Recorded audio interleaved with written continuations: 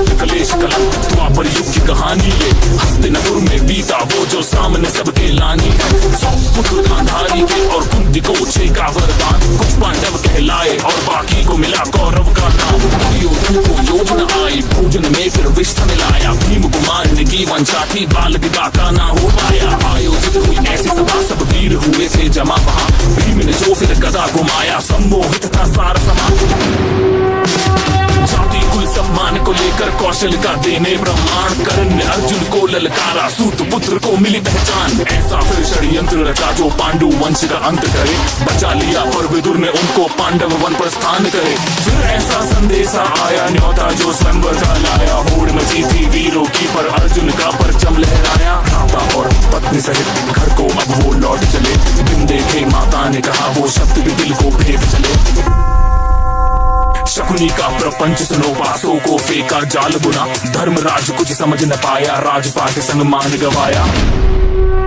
दुशासन का दुस्साहस देखो, केश पकड़ द्रौपदी को लाया, पुरखों को कलंकित करना देख सका गोविंद की माया। भीम ने लिए फिर प्रतिज्ञा दुर्योधन गंगा तोड़ूंगा, लहू के फिर दुशासन के मैं घर से अलग निचोड़ूंगा। 12 साल वो बीत चले और 13वां था अज्ञातवास, ध्वनि सुनी गांडीव की और युद्ध का हुआ आभास। कृष्ण की सेना कौरव की खुद कृष्ण चले अर्जुन के संग, फिर युद्ध छिड़ा और जहां भी देखा चारों ओर लहू का रंग। मन में शंका थी कैसे उन पे प्रतिघात करे, गीता का उसको सार सिखाया धर्म का वो संहार करे।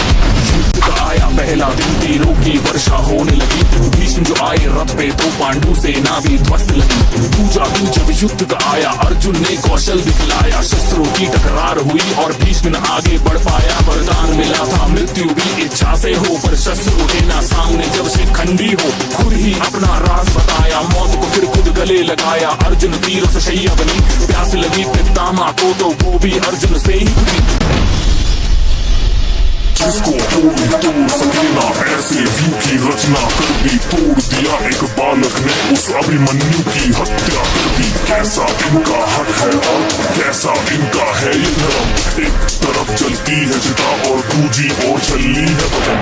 युद्ध हुआ वो ऐसा भीषण तीर चला और दूजा आया, कर्ण जो रथ से उतरा तो एक तीर हृदय को चीर आया। वो सर्वनाश था चारों ओर, अब विनाश था चारों ओर, सर से अलग अब गिरने लगे, अधर्मी अब सब मरने लगे। धृतराष्ट्र 100 पुत्रों की संख्या भी अब कम होने लगे। शकुनी का भी अंत हुआ और था अब दुशासन का, उसके सीने को चीर दिया अब लहू के संग शवासन था। दुविधा में दुर्योधन था, जीत का कोई आसार नहीं, युद्ध में कैसे विजय मिले जीवन का बस आधार ही।